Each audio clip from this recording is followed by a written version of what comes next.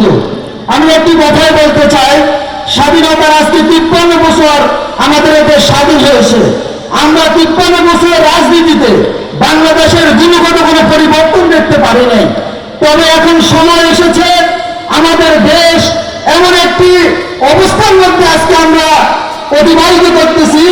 এই দেশের বর্তমান ভবিষ্যৎ এবং এই দেশের ভৌগোলিক দৃষ্টিকোণ থেকে যদি আমরা একটু চিন্তা ফিকির করে আমরা দেখব, এই দেশের 92% মুসলমানের দেশে যদি এই দেশে ইসলামী হুকুমত প্রতিষ্ঠার স্বপ্ন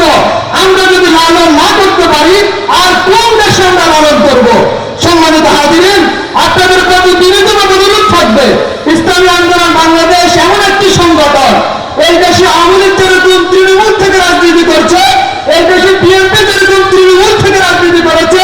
ইসলামী আন্দোলন বাংলাদেশ ভিন্ন ধারা তৃণমূল থেকে নবী রাসূলের আদর্শ বাস্তবায়নের ছোটবেলা থেকেই রাজনীতি করে আসছে। সুতরাং আমি উপযুক্তভাবে আপনাদের কাছে অনুরোধ থাকবে,